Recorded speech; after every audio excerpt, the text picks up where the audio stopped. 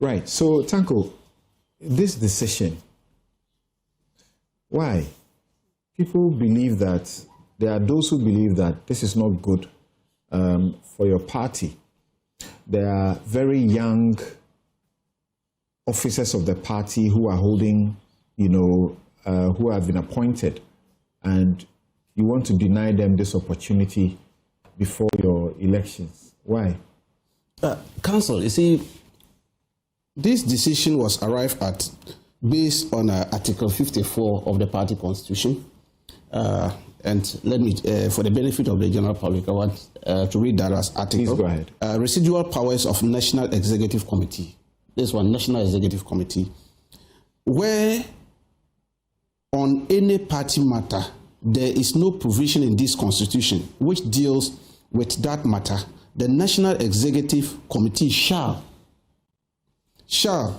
by resolution, provide for the matter to be dealt with. You see, so the issue that we are talking about is not in the Constitution.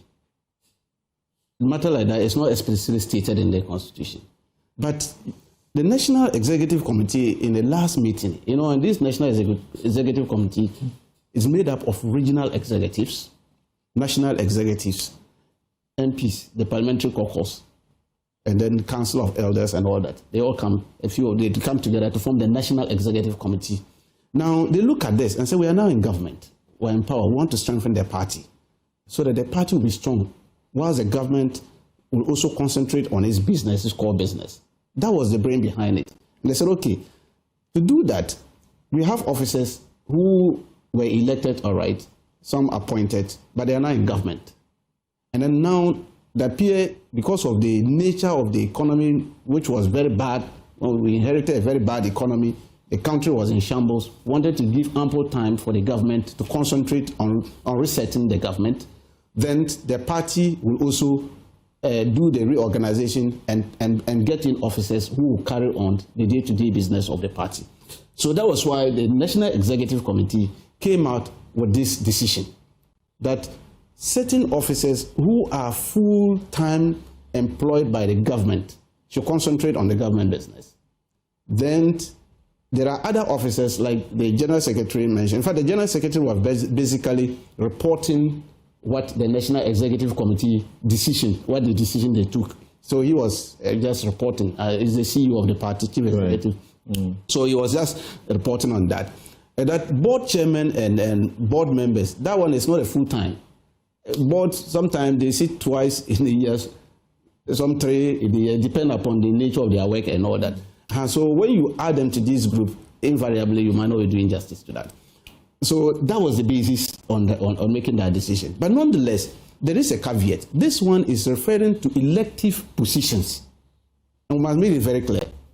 The decision is about elective position. Apart from elective position, there are appointed positions too. After the Congress of 19th December, there will be some positions which will be elective. This decision doesn't affect that aspect. So this decision is purely about electives. So if people want to contest elective positions, then it will, because it's a full time. Yeah, that's clear enough. Yes. So those going in, we want to, because we've identified there are brainy people in the party who are very good in organizational issues and all that, and in their sectors, and they are in government.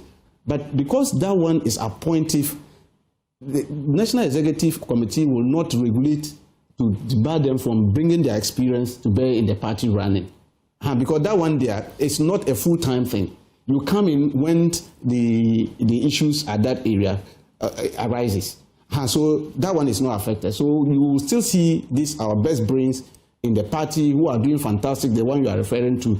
I'm very sure and very clear in my mind that after the 19th December Congress, those people will be invited to take up those appointive positions to help the new officers who might be elected at the various congresses. So it's not meant to target anybody. I believe that the National Executive Committee thought through this and came out with this regulation based on the Article 54, that residual powers they have to make up this kind of regulation in order to guide our what will be the fairness if some people are prohibited from contesting unless they resign, and yet for the appointive offices, some people will keep their offices and still stand a chance of being appointed to those offices. What will be the fairness? Well, you see, if you look at it, Council, it's not about fairness. It's about providing technical support to the executive. That is what we're looking at. It's about providing technical support.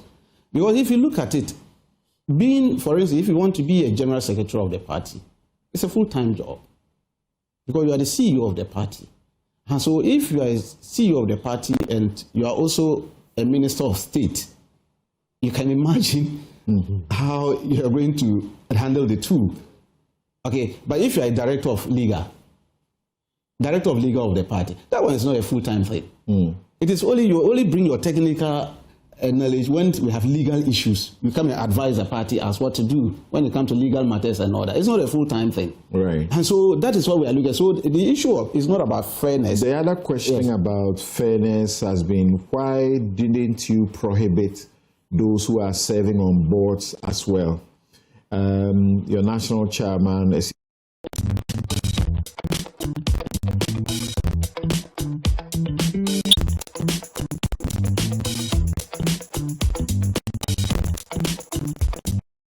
You give them advantage over the others you expect to resign. But if you listen to the General Secretary very well, he made it very clear. These are not full-time jobs. Boards sit, sometimes they sit 3 times in a year. Some 2. Some self, it will take time. It depends upon the nature of the board. It's not a full-time. After the board meeting, that's the end of their job. And then the next there are places of access and influence. There are places of potential, you know, building a war chest. Well, that is another leg maybe they have been looking at. But you see, you need to be fair to all the persons. If we say, okay, we have to segregate certain boards which are lucrative and all that, and regulate on that one and leave others, we might not also be fair. So in order to just be fair to all the board members and then listen, because not all of them are active work that they are doing. You go and sit in the board meeting and it will take about 3-4 months before you are even called to come, if only there's a business for you to come and decide. So that is the brain behind it. And so that one there... I spoke about access. People who are sitting on boards, who are even chairpersons of boards, can find jobs for loyalists. If you say people should resign, they resign. But those who are still keeping this board appointment can find jobs for loyalists. They have all sorts of access. And it's easier for them. And that can be used as an advantage. So that as we speak, we know that Asiedun Ketia is interested in becoming a flag bearer.